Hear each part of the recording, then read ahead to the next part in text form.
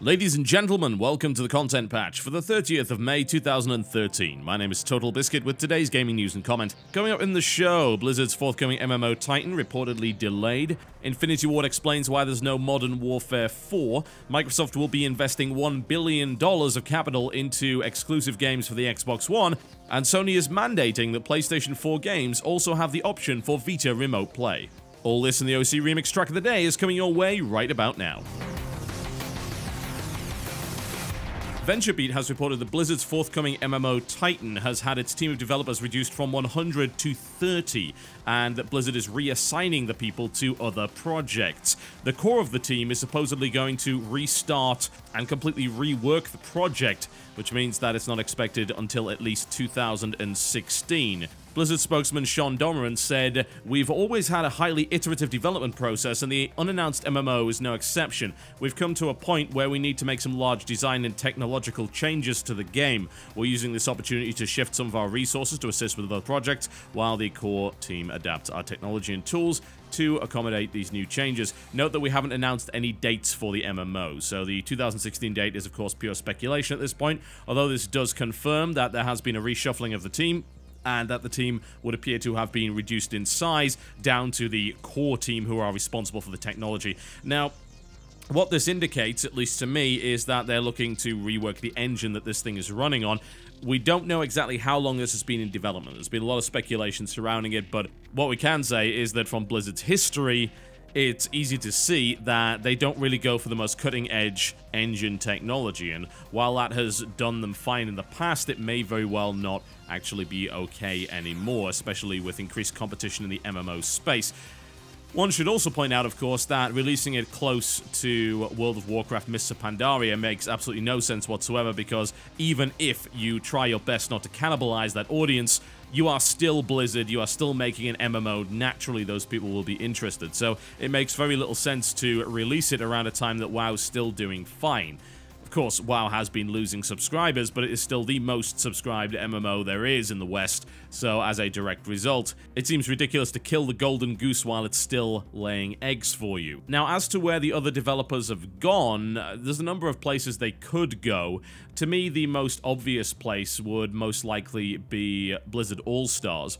Now, you might wonder why I'd say that. Well, Blizzard All-Stars has disappeared in a very strange way. It was supposed to be a casual Dota-style map for StarCraft 2. They were aiming to allow you to play it with the Starter Edition. It was supposed to be a promo alongside two other maps, which did come out. They were all actually showed at BlizzCon, but All-Stars mysteriously vanished, whereas Aya Chef as well as Star Jeweled actually did come out, along with the Left to Die map. And it's very, very odd that the one that people were looking forward to the most would just suddenly vanish out of nowhere. That's very strange indeed, but it did. Now, I've heard reports that this project is getting a lot more attention than it once was, and I have a feeling that it's going to be a much, much bigger deal than what we originally thought it would be. As to what it's going to be and what form it will take, that is debatable. However, I would hazard a guess that Blizzard is certainly salty about losing control of Dota, and the fact that they don't have a compelling game like that to actually sell copies of their title anymore is kind of a big deal.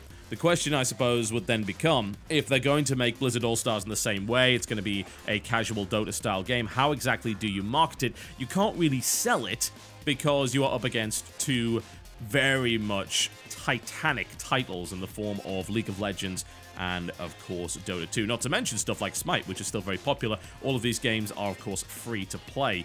So it may very well be that they go with the original model, that being a map that would actually come along with the StarCraft 2 Starter Edition, using that to cross-pollinate it. That would be a pretty cool idea. But to what end and to what extent? I mean, if they're going to dedicate a lot of time to it, the fact that this game isn't out already should set off a few alarm bells in your head.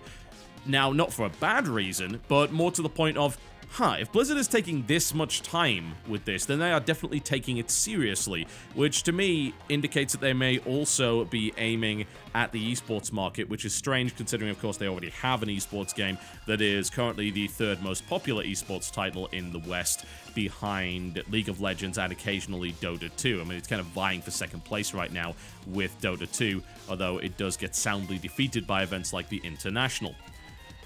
But right now, Blizzard doesn't have a place in the free-to-play space, and I think that it's not that happy with it. They are dominant in the subscription space, and they're dominant in the premium game space, and yet these free-to-play games are just trouncing them in every possible respect. I mean, we're even getting to a point now where World of Warcraft, which was once just dominant over everything, is starting to get beaten by free-to-play games. I mean, it's been beaten by free-to-play games for a while in Asian territories, but now in the West, you've got other games that are coming in and saying, hey, we're free-to-play, we can get a larger audience than you can. So, I'm intrigued. I want to know what they're doing with it. We still don't even know what Titan is. There was a rumor that it was an MMO FPS of some description, but they also stated that they wouldn't want to cannibalize the existing audience. Will they be able to pull that off? We will, of course, keep you posted. Mark Rubin of Infinity Ward has discussed the matter of Modern Warfare and why the studio decided to go down the route of a new universe, as it was, as opposed to another Modern Warfare game. He says that it would have been very easy to create a new game within the Modern Warfare universe, even though the Modern Warfare story arc ended with Modern Warfare 3. However, he said it was a long decision, and they had a brainstorming session that lasted for weeks, everyone coming up with ideas, and they knew that they really wanted to continue making Call of Duty, and they wanted to create a new universe and a new story with new characters and experiences. He said that the studio wanted to make a lot of changes, which advocated the creation of a new world and something that wasn't actually Modern Warfare in the first place. Okay. Well, the weird thing, I suppose, about Ghosts is that there's a lot of push behind this being a new look at Call of Duty, something a little bit different, and I really don't see that. And there's two big risks that Call of Duty took. The first one was actually Modern Warfare. The original Call of Duty 4 was a risk. It was a departure from the first three games, which were very much World War II based titles. That's what made the series popular. And then, of course, you had Modern Warfare, which was a risk in and of itself, but it ended up making the series even more popular. And then you had Black Ops 2. That was the other risk, which very much changed around some of the game mechanics and took it to more of a futuristic setting, which may have put off the core audience. That's a possibility there. And then you look at Ghosts, and you look at what Ghosts actually is. This is supposed to be, in some way, post-apocalyptic, but they haven't really gone all that far with it. It's definitely not Fallout levels of post-apocalyptic, but the idea is that the US is actually in ruins, and the governments are shattered, and you are essentially a guerrilla force comprising of ex-special forces, and that's what the Ghosts are. It's an okay idea, I suppose. It's not like this kind of thing hasn't been done before, but it's also been executed very poorly indeed. If you look at stuff like Homefront, then you can very clearly see that the Red Dawn idea is often not done all that well. And if I'm totally honest, of course, I would like to see Call of Duty just go down that route, but we are getting a Homefront 2 by Crytek, so perhaps that might end up being a little bit better there. I don't know if this is enough of a departure to really laud it as one. I don't require them to depart from their original formula. It's fine. And Call of Duty as a game is not really for me. I play a bit of the multiplayer, and that really is about it, when they remember to put a bloody FOV slider in the game, and when they actually remember to put in PC-specific features, which it seems like Treyarch remembers to do that and Infinity Ward repeatedly doesn't. So guess whose games get my money, right? But the point is that this is not some radical departure, and it doesn't really punctuate the next generation. It's still guys with guns, and more to the point, modern equipment by the looks of it. Now, if you actually took an approach whereby these guys were scavenging that equipment and the stuff that they were up against was actually way, way higher tech, like, if they actually pull off this asymmetrical warfare thing, that would actually be interesting, but based on what we've seen so far, there's really no belief that they'll actually do that, and Infinity Ward are not a studio known for taking risks. Contrary to popular belief, mocap dogs are not in fact risks. Microsoft has announced that they'll be investing $1 billion into games for the Xbox One, which will involve financing not only new studios, but getting exclusives for the actual console itself. At the unveiling, Microsoft announced that it planned to have 15 exclusives for the console within the first year at retail, which included 8 new intellectual properties. This includes a statement by Phil Spencer that Rare will be returning to one of its older franchises, which may very well be Killer Instinct, as well as the previously announced Remedy title Quantum Break. I've got to say that investing $1 billion into games for this thing is probably one of the first really positive pieces of news I've heard about this console since it was actually announced in the first place. You know, I am very much a believer in the notion that new, interesting IP is a good thing regardless of where you find it.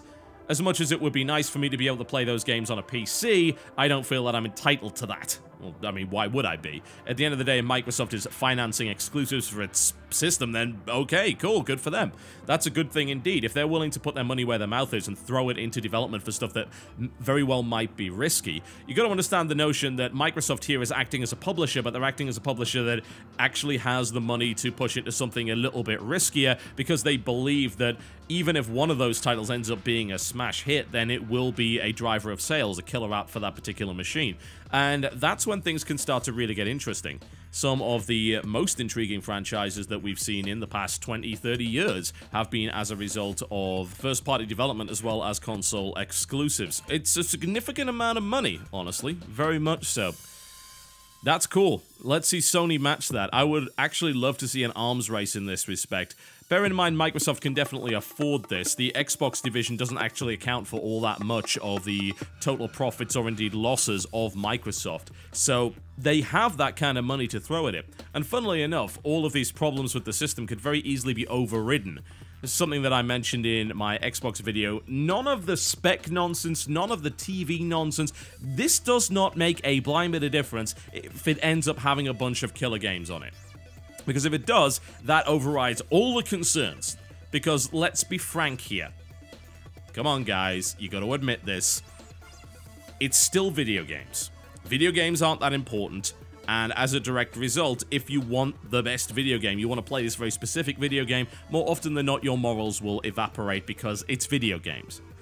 It's not anything that vital. It's important to exercise your rights as a consumer, but at the end of the day, it's still just video games. So I have a feeling that a lot of people would definitely cave. I don't know how many people are even intending on boycotting this thing. Maybe they are, maybe they're not. The used game stance could very well drive them in one direction or the other, but I have a feeling that having those killer apps will very much override that particular impetus, the idea that boycotting the system is a good idea. Again, I don't even know if people are actually doing that in the first place. There doesn't seem to be any particular evidence of that aside from the usual rumblings on Twitter, which tend to disappear after about a week. But I'm interested to see it. If there's a new Killer Instinct, ooh, I don't know, man. New Killer Instinct might be the killer app for me, I've got to say. I didn't really have an intention of not buying this thing on day one anyway, because, hey, you know, it's my job, and it's good to own these things for research purposes. Yes, that's what I listed on the tax form as, research. It's true, it's research. Gonna research the competition and all that, but I don't know, Killer Instinct is one fine, fine title. I miss that starting screen music. I'm sorry, I do. If they ruin that, though, I think I will have to boycott everything Microsoft makes. It's just a principle. Man's gotta have his principles, right? And finally, Sony has mandated Vita Remote Play for all games for the PlayStation 4. This was a report that has now been confirmed by Sony.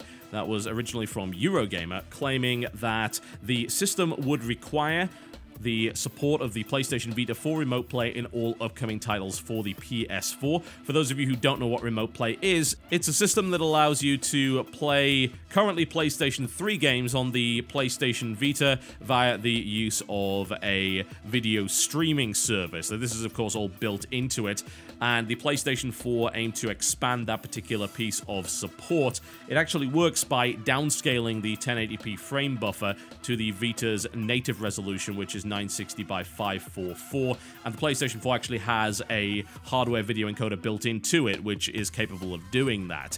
Now, there is a little bit of support for it. I actually played Tokyo Jungle on the Vita with my PlayStation 3, and that was kind of cool.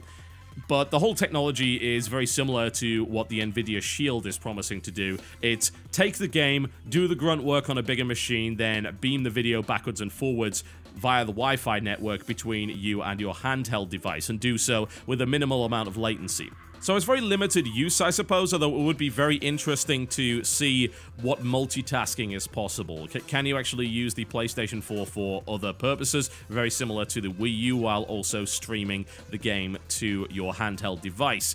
sounds like it might very well be possible.